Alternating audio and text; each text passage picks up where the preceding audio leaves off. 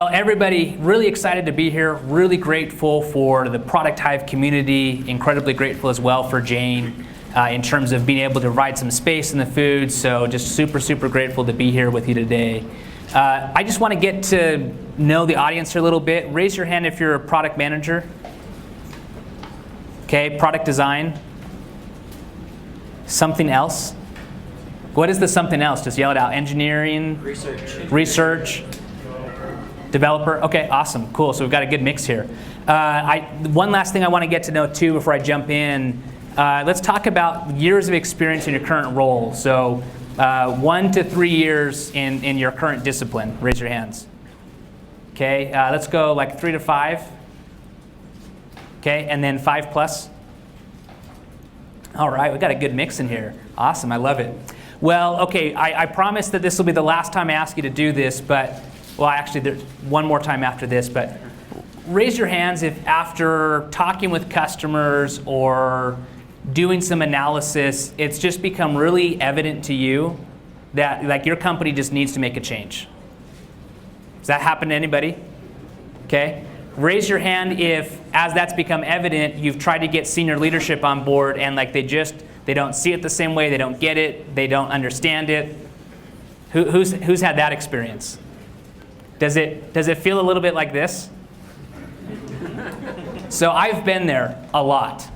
And over the last 8 years across 3 different companies, I've come across some ways that I think help crack the code in terms of being able to specifically help your senior leadership team understand what it is that you're seeing from your customers and really be empowering in terms of how you as an individual contributor can shape the direction of your company's strategy. My whole purpose here today is to try to give you a couple of tactical ideas and talk through a couple of examples from my personal experience. My hope is that you'll try the ideas on for size, and like if they're not going to work for you, great. But I hope that they'll at least be useful in helping generate some ideas of some different approaches that you can do in terms of being able to create that influence. And what I really am interested in is the intention for me is to really be useful to this group of humans here today. And so at the end of my presentation, I'll have a short link to a survey that I'll just ask you to fill out in the 45 seconds before you run out the door, just to give me some feedback and get a sense of how useful was this for you, and where else could this maybe have been upgraded in terms of really value add, given the fact that you're taking times out of your busy day to be here. So for me at least, cracking the code of being able to shape company strategy as an individual contributor has 3 specific pieces. The first is being able to start moving beyond individual customer insights and start mapping that to the broader market dynamics that are occurring. And I'll go into a lot of detail about that one.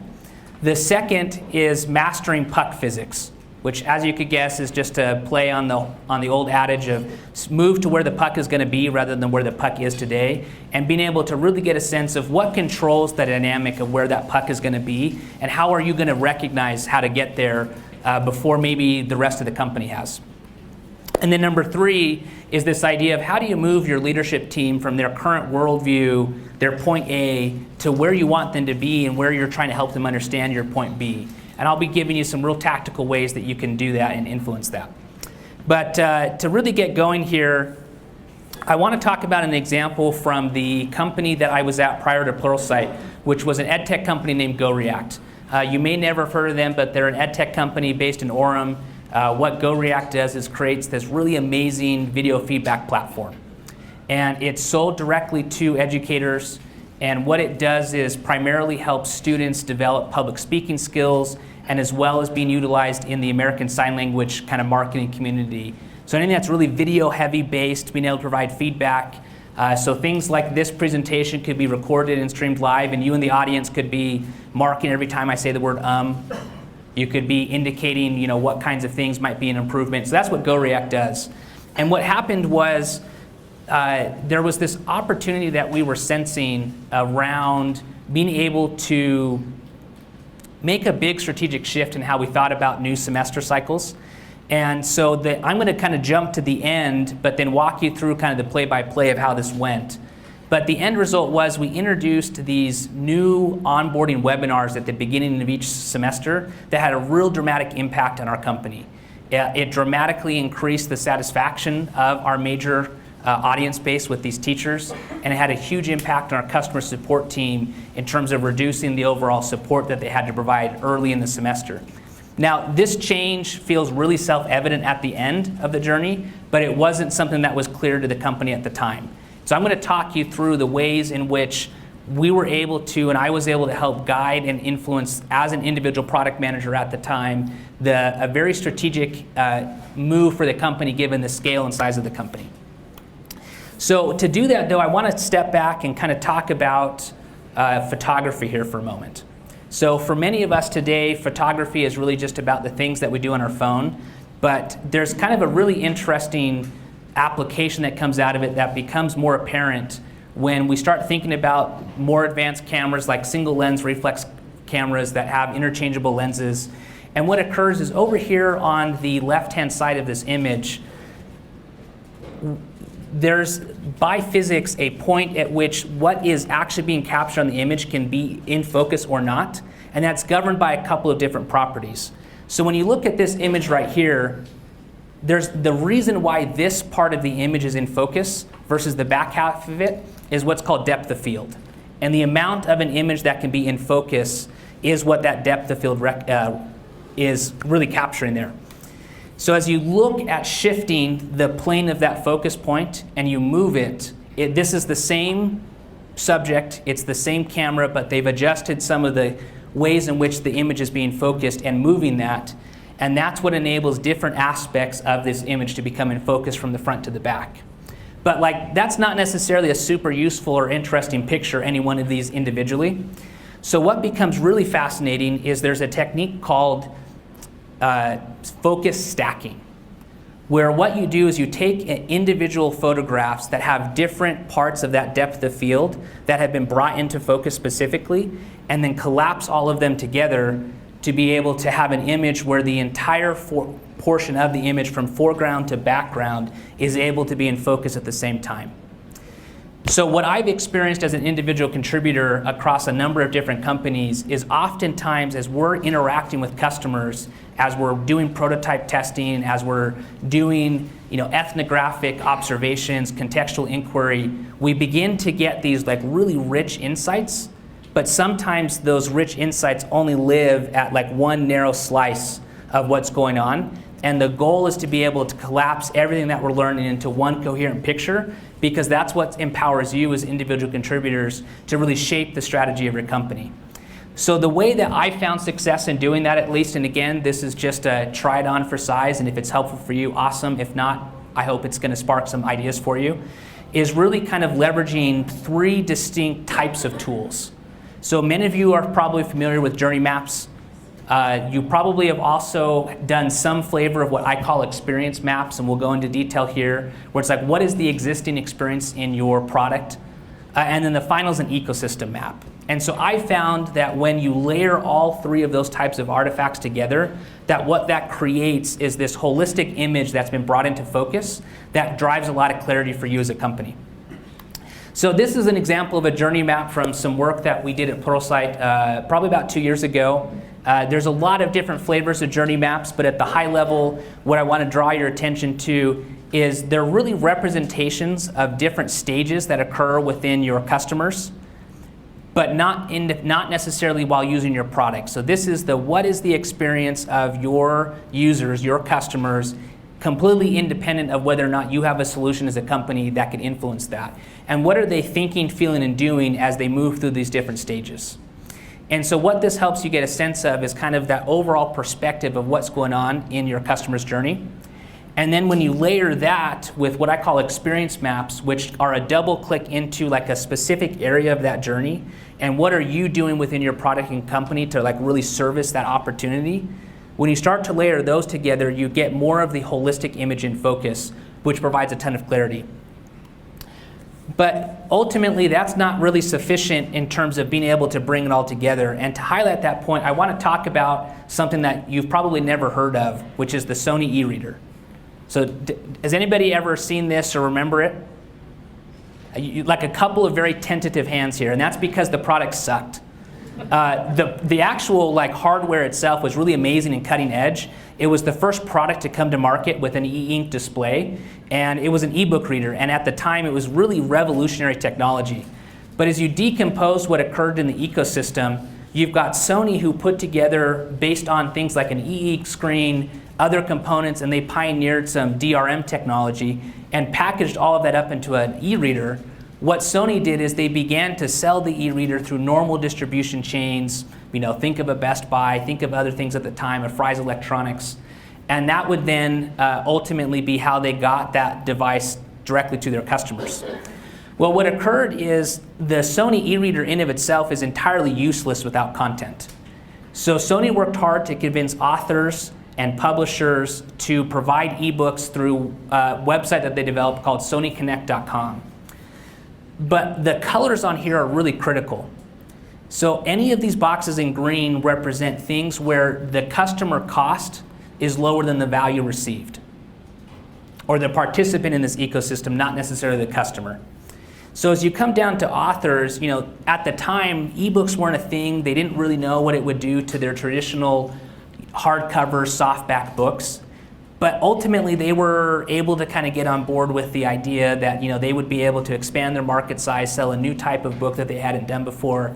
But the publishers are red over here because ultimately, they had real massive concerns above and beyond what the authors did relative to their ability to maintain profit margins, to be able to set up distribution the way that they thought it should be. And so the publishers were just basically a no-go. Despite the fact that Sony had really created this great product and that the authors were on board, this SonyConnect.com solution really wasn't great because it didn't have enough content, and ultimately the users had to connect the Sony e-reader through a USB cable to their computer. The product never enjoyed any success relative to what it could have given the engineering and all of the wonderful design that had gone into it. What gets interesting, though, is when you compare this to something that you might have heard of, which is a Kindle.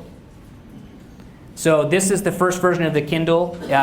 Given the fact that this is a design community, at least for me, the Sony product, I think, is much stronger from a design perspective.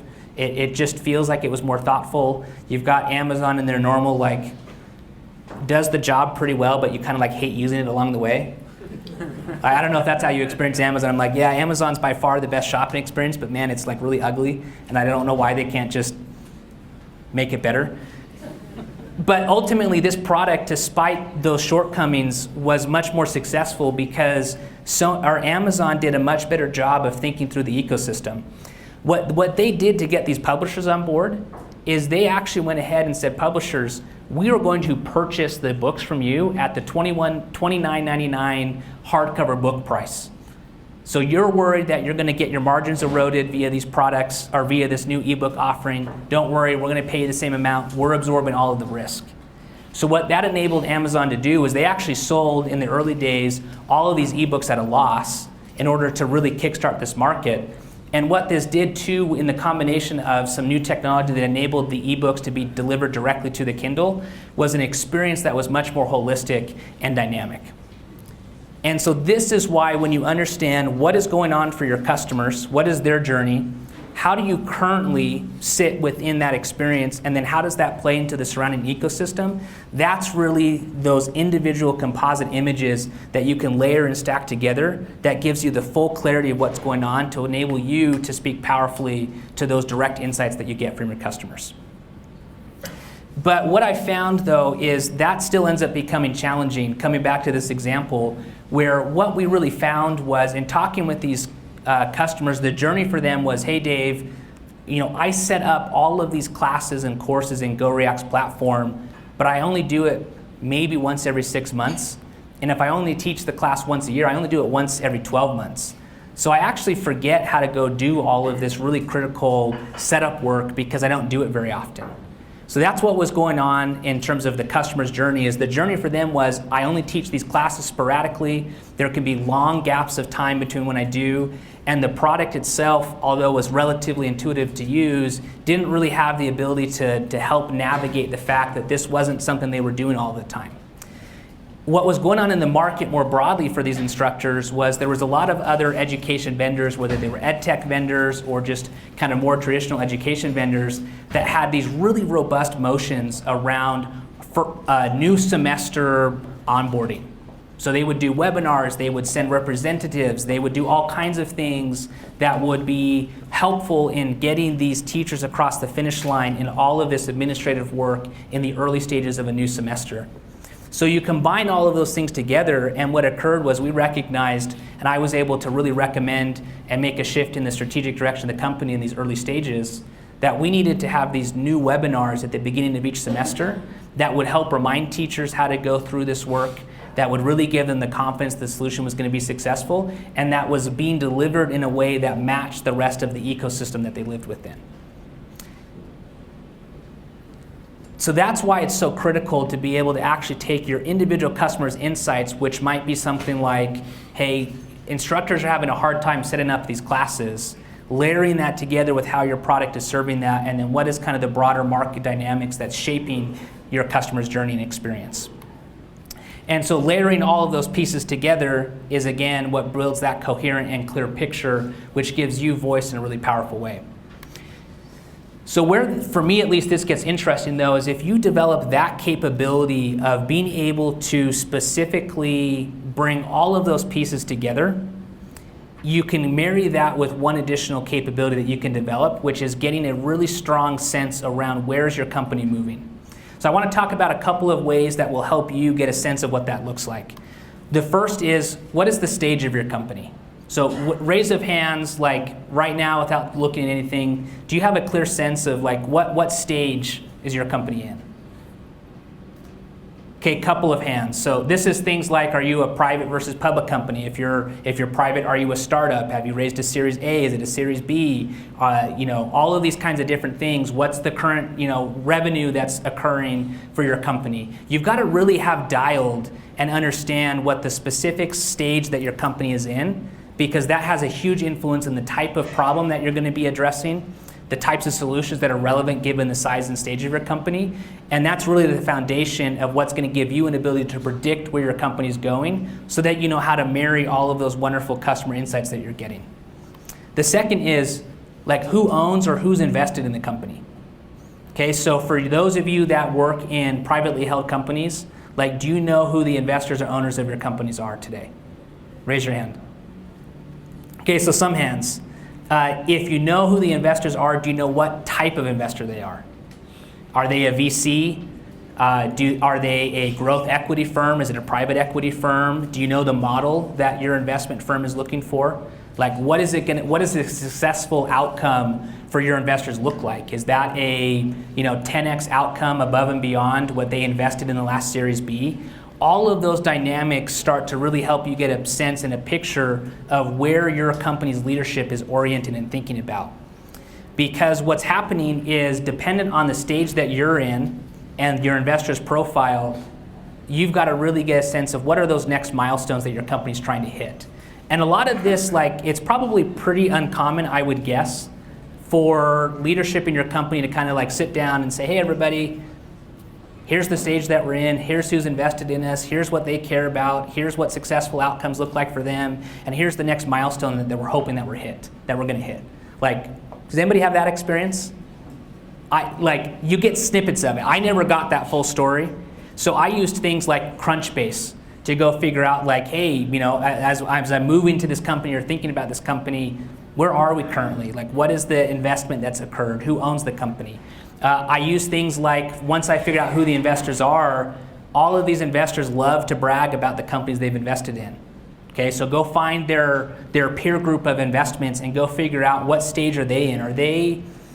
Is there a company that your investors invested in as a Series B when they invested in you as a Series A, and that Series B company is the next stage? You get all of these really interesting insights into the types of things that your investors are probably talking about with your senior leadership team. Because what's happening, it's all pattern matching for them. It's, hey, company A over here did something pretty interesting that we invested in, and it seems to have worked, so you guys should go do the same thing. And for many of us, because we operate within tech companies, There's a huge tendency for tech companies to be really public about these kinds of things. They blog about them.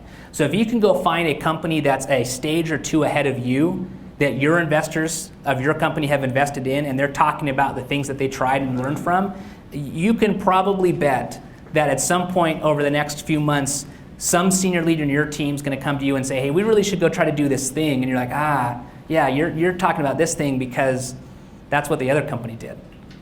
Okay? And it's the same thing with the milestones. So this is really kind of what gives you that rounded out perspective and picture of enabling you to not just try to guess where that puck is moving to for you as a company, but get really, really clear around what that most likely is. So for me, this scenario played out with Pluralsight prior to the role that I'm in right now. Probably about 18 months ago, I started going through this exact same exercise, and I recognized that Pluralsight pre-IPO, the next milestone, it was super evident that we were going to go ahead and move to a public company at some point in the future, or that was at least the intention. And at the time, we had one product at Pluralsight. Well, we sold that product in a number of different ways. We priced and packaged it in really helpful ways for our customers, but we really only had one core product. Looking at a bunch of our peer companies and companies that were a few stages beyond, it was very clear that all of them had moved towards having multiple product offerings. And so as I was doing some kind of low-level discovery work as an individual contributor, it became really clear that some of the things that we were observing and really being able to detect from our customers would be perfect as additional product offerings. And so as I started taking those observations, I was actually packaging them up into this broader narrative around how this could help enable Pluralsight to become a multi-product company. And thankfully, I was actually pretty accurate in terms of where we were trying to go as a company. And so that message landed really powerfully with the leadership team. Ultimately, what that creates for you as individual contributors is massive trust. If you go in and you talk to a senior leader and you say, hey, here's this customer observation that I have. Here's why I think it matters, and I can tell you the whole story from journey to what we do today to ecosystem. And I think it matters because is this the type of opportunity that our company is really investing in and is focused on? And the moment that your leader hears that from you, it's like, boom. It's like all of a sudden they're just like, yes, this person gets it. They're thinking about problems that I haven't even had time to articulate or that aren't really present for me. And you move from a position of trying to like talk about how hard to use the new course setup feature is within your platform, for my example in GoReact, to being in a place where you're actually influencing and shaping their most broad level dynamic because you've zoomed all the way up and out to what does the company care about. And that trust, bit by bit, even if you don't get it exactly right, what that's going to show to all of your leadership team is you're not thinking about little solutions that can make improvements. You're tying those individual ideas into things that can be highly influential and drive significant value for your company. And I can promise you that is the fastest way to gain trust and influence with your leadership team, is to just even show them that you're focused on those type of opportunities, even if you're not exactly right. Because all of a sudden you're having a conversation of, hey, do we care about this type of opportunity as a company? Are we trying to become a multi-product company or are we not? And you get all of that feedback, and that just continues to form these feedback loops that enable you to know where you're trying to go move and help you begin to really influence and shape that direction. But again, this kind of all builds upon itself. Like, you've got to be able to get that holistic view across all of those different layers and begin thinking about where your company's trying to move or your organization. But that's not going to matter if you can't actually move your leadership from where their brains are today to where you hope that they'll be, that point A and that point B. So the way that I think about this is it all really matters and hinges on your ability to make a very clear diagnosis, which is, what does my leadership team care about? What are they thinking? Where do I think they're going to go? You've got to get really clear on what you think that is and get crystal and tight on that diagnosis. Otherwise, you're trying to move them to some place without any understanding of where they are, and you're not going to be able to evaluate what the most effective way of doing that is. So as scary as it is to commit to this is what I believe the company is thinking today, you've got to really get clear on that for yourself. Because that's what enables you to be able to make a decision of, based on where we are today, based on what we're seeing and learning from our customers, Where are we going to try to go? Why do we need to try to get there? Which once that's clear, you've got your point A and your point B mapped out, your job then becomes really clear and really simple, which is, how do you tell the story? How do you help them see that where you are today to where you're trying to go matters? How does the insights that you've uncovered through your last 5 customer calls or through the latest analysis you did of product utilization, how does any of that matter? You can't do that effectively until you get really clear on all of these things. And sometimes this will come from, research reports. This might come from, this might come in the form of you telling your story via a presentation. It might also come in having to go work across your company to kind of build a coalition of support. Sometimes it's not going to be sufficient for you to be able to just go directly to a senior leader in the company and say, hey, I really think we've got to make this change. You may have to work laterally a little bit with peer organizations to be able to create that support to enable you to actually do that. And the other thing too, to be candid, that I found a lot of success in periodically is a little bit of a skunkworks project. A little bit of a small investment that nobody's really paying attention to, that you can spend a limited amount of cycles without compromising anything that you're really dedicated on, and really be able to provide some early stage proof points around what that might be. But these are all different ways, though, of accomplishing the same thing, which is telling the story in a way that will really help your senior leadership team connect the dots between what you're observing boots on the ground with your customers, where you think you need to make a change, and why that change is going to matter. So I'm going to pause here for just a couple of seconds before I kind of keep going here with some additional thoughts, and just open it up for some questions. For the video recording, I'll just go ahead and repeat any questions since we don't have a mic floating around. But I'd love to just get some initial thoughts, reactions, or questions around everything up to this point. Yeah? I love that idea of kind of diagnosing point A to point B. What would you say to someone who's at a larger enterprise where maybe they feel that they're at point B and the only target that gets discussed is higher revenue? Is higher revenue? Yeah, that's the only measurable thing. Got it. Okay, so the question was for the recording, what do you do in a large organization where the organization feels they've arrived at point B, but maybe point B for them is just revenue? Is that right? Well, so at the end of the day, revenue is going to matter, especially in large organizations that are publicly traded. So you can't discount that elephant in the room, but you can leverage it to your advantage. The desire, especially in tech companies, if you're a publicly traded tech company and a SaaS company specifically, the benchmark is that you're growing 130% year over year. So if you can come to a senior leader and say, hey, here's an observation from our customers, here's how it fits into the broader ecosystem, here's how it's going to help us generate additional revenue, you've got their ear instantly. But for you, what you get to get clear on is what is their point A relative to how are they thinking about increasing revenue over the next quarter, the next year, whatever it might be. So I'd actually say that I think what you're describing as their point B of revenue, I would shift that back to that's the point A, get really clear on that diagnosis around what that looks like. That helps you connect the dots moving forward.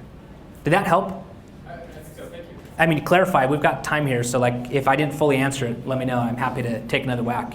Well, I guess one big doubt in my mind is, you go to the senior leadership and you say, we have this idea, we've got this verified, this is great. And they say, yeah, that's wonderful, but we have 18 months of backlog to work through. Got it. So how do you overcome the inertia of 18 months of backlog? Well, the cheeky answer that you may have heard up front is just delete all of it, which I fully subscribe to, by the way. We can have a conversation about that at a different time, but putting the cheeky answer aside, it becomes the story.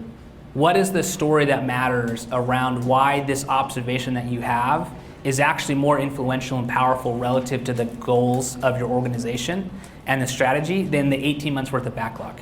And that's hard work. There's no simple answer there, but if you truly have a fantastic customer insight that's validated through all of these things that I've talked about and really package it up, they're going to hear it every time.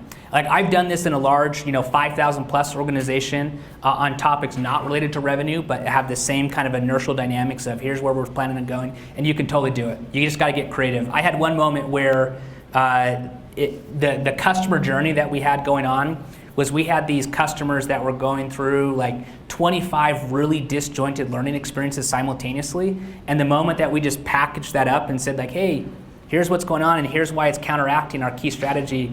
Like the senior leader just hit the ceiling and just couldn't believe that we had made these little incremental bets and never really taken the time to like simplify everything, and it was like instant course correction change. So it can totally happen. It's just you got to get the story really powerful.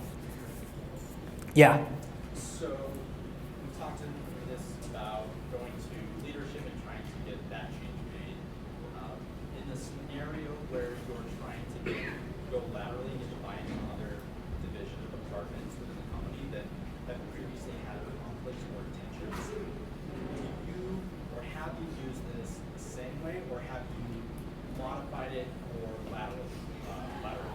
Yeah, so the question I think is primarily focused on, so great Dave, this has been talking about how to go kind of up to senior leaders. What do you do when it's horizontal? Correct.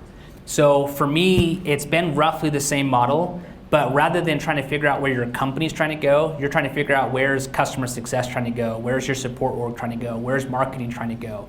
It's the same process, but your layer of view kind of changes depending on the organization. Which means you'll need different tools. Like you can't go look at Crunchbase to figure out where your marketing team's going, but you can go through a discovery process to try to make a good guess. And even if you're wrong, when you show up saying like, hey, my understanding is as a marketing organization, like you're trying to get this direction and you're trying to move in these types of ways, I believe that this area over here is actually going to support you and the company and what we're trying to do here. Can we have a conversation? And it's like all ears, 100% of the time. Yeah. So you talked about 3 tools that help you layer the pictures to get a clear picture overall. Are there 2 new layers that you found that it makes it actually worse? And are there any layers that you found that don't work well? Yeah, I love the question. What layers could be present that don't work? Like honestly, what is a backlog? Like I don't want to get on that soapbox for too long, but like. Anytime a conversation revolves around that, like you're probably toast. So I would just steer clear from that. Other layers that I found to not be super useful. This is going to sound dumb, but like business cases, I found to not be super useful in actually influencing things here. I haven't thought about your specific question, which is why I'm thinking, but it's super good. Trying to think about all the times where I tried this and it failed and what I used. Another one that comes to mind is if your layer of analysis hasn't really moved from like individual customer observation or anecdote into like real synthesized data, it gets real hard to be able to tell that story powerfully, because you kind of end up being flat-footed on like, hey, this one customer said, and it's really easy for the story to get derailed, where what you can really do is talk about, hey, like here's an example of one customer to make it real, but here's what we've done to validate that this is actually a much broader trend that's really stable across everybody that we care about. So I would say those are probably the 3 biggest ones for me. Saw some other hands at some point. No, got answered, okay. So are there parts here that you want me to go into a little bit more detail? Like my intention was to kind of run through the kind of entirety of how I think about this, but I can go a lot deeper on any individual pieces if it'd be useful. So yeah, in the back, and then actually we'll go Jacob, because yeah, I think his question got answered before, so yeah. What I was going to ask, and if you want to dive in deeper, one of the things I feel like for product works that we sometimes struggle with is always conflict with sales and marketing. Well, not always, right? Healthy organizations don't have that so much, but there's presence and opportunity for conflict.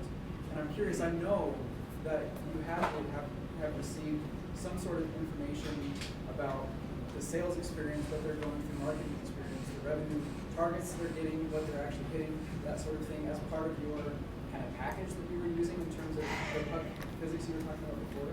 Could you dive a little bit deeper into not just laterally convincing them or getting them on board, but also leveraging the information they uniquely have in order to enable you to do what you were doing with your business? Okay, so I think the question is, product organizations typically have some kind of friction with sales and marketing. How are you turning that friction that could occur into something that becomes really value add?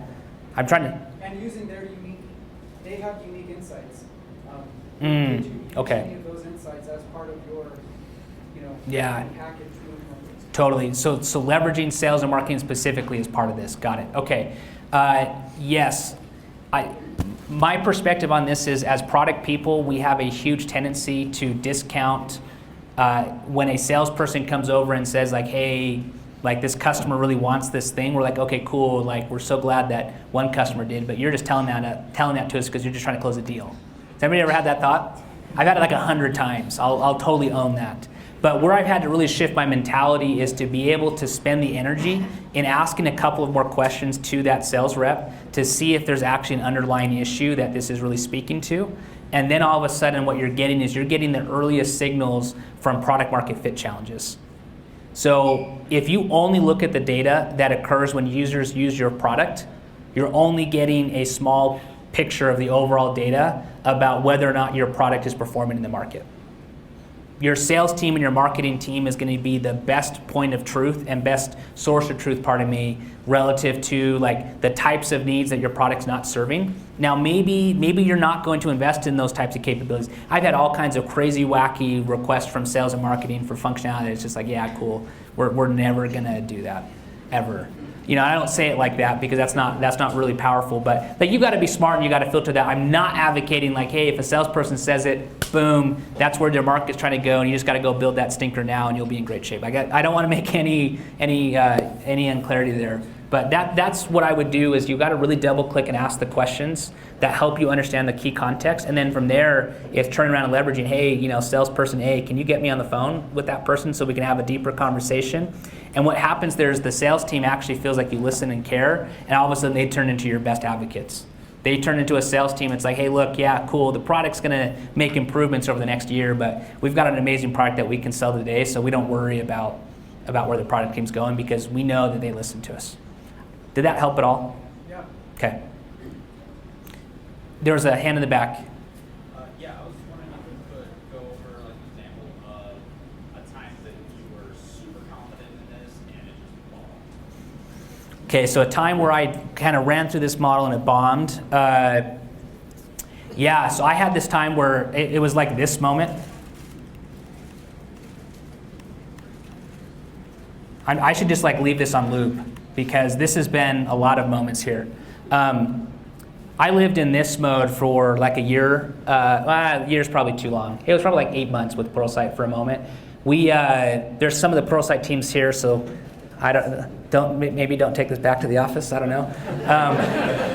Yeah, we're recorded, so I'm screwed anyway. All right. 2019 is the new air your dirty laundry, I guess. That's the theme here. So we have a couple of experiences that candidly are pretty overlapping. And it's caused a lot of friction for our customers, and I was leading one of those experiences. And I, for 6 or 7 months, was working really hard to get my senior leadership team to understand, like, hey, like there's a fundamental and foundational issue with how we are thinking about these key issues, or these key experiences, and we continue to just make these small iterative bets and never invest in the time to like really go design the right experience. And like it was like, hey Gil, we got to make an investment here. And he's like, no. And I was like, hey Gil, we got to make an investment. He's like, no, Dave. And then like honestly, it took 5 or 6 times. What I found was I was running through the same process, but each time I tried, I got a better understanding of like what they cared about, which helped me refine what that story was. And like it wasn't like a hey Gil, like I wasn't like Sheldon from Big Bang Theory, like knock, knock, knock, knock, knock, knock. Like you had to kind of spread it out over time and like really give it space to breathe. But I kept coming back to it because I felt it was super critical, and eventually, we got real serious buy-in around how we wanted to go tackle that. Truth be told, it's still an issue, but like there's been the final, like I've moved them to point B and created success on that point. So yeah, you're not going to win every time, but I find that like the at bats, I'd probably look at it like candidly, like if you're batting 500-600 on this, like you're totally crushing this. Like that's probably what the success rate is that you should be targeting. Yeah.